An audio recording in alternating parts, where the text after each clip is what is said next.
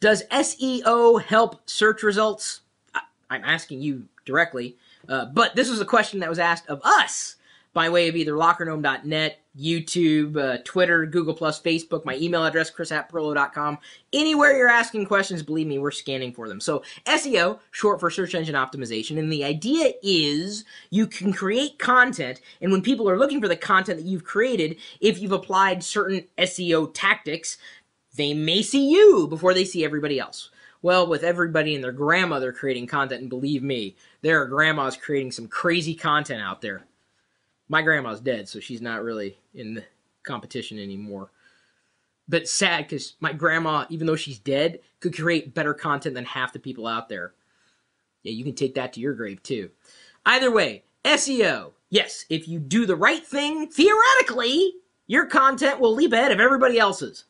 But there's a lot of people that are doing the same thing that you're doing. So what makes you think that your content is so much better than everybody else's? Because you know what? It isn't, by and large.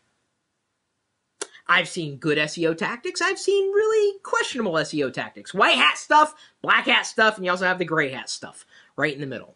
Black hat may work in the short run, but it could also get you in trouble. It's not really something you want to associate your real name with.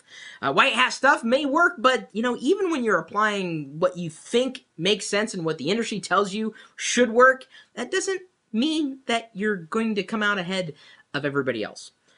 So when I've been invited to speak to a variety of organizations here in the Seattle area and beyond, one of the topics I've decided to cover is how search is being impacted by social. So one of the reasons why I'm, a huge fan of Google+, one reason, well, it's Google, and they generally make pretty good products, but I see the future of content discovery being filtered by your social circles. So let's say you circle me on Google+, and I do a review about this mechanical pencil. And then at some point in the distant future, you're searching on the web, which, you're probably using Google to search the web. I mean, you might use Bing. And you're searching and you say, mechanical pencil review or mechanical pencil use. And then right there in the list of results, imagine, because this hasn't happened yet, but theoretically it could happen. Right there towards the top, it says, you know what? Chris Perillo, you've circled me, has reviewed this mechanical pencil. Here's the video he did on it. Here's the blog post. Here's the comments he made. This is the best mechanical pencil I have ever had the pleasure of using. I may have written. Suddenly, adding me to a circle has told Google directly that you trust the advice that I have to dispense. Your search results will be influenced by the people whom you decide to circle. One of the reasons Google has taken, I would say, a very hard line approach to identity, and you have to use your real name on Google+, is because you can't hide behind anything. You can't hide behind a pseudonym. It's you. These are real people. It's me. So I'm going to be transparent. I'm going to say this is the best mechanical pencil I've ever used, or it's the worst one. I don't know. It's a mechanical pencil. It doesn't mean anything to me. But it might mean something to you someday. And I may share something someday. Search is becoming incredibly focused either on your locality, on your own history, or at some point, once Google has mined all this data, your social connections. So if you're not paying attention to Google Plus today, and you create content online, start paying attention to Google Plus.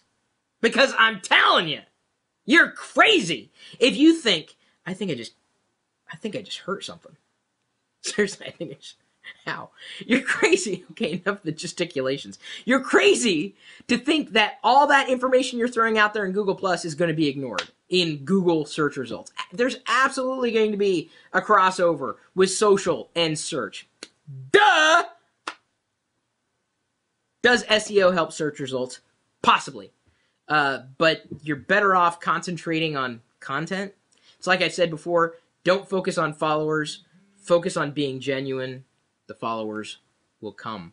And with that, you will have optimized for the search engine. Doesn't mean you've covered every base. Believe me, people get paid a lot of money to better optimize web pages, and that's still going to be important, but social is going to be the toughest nut to crack.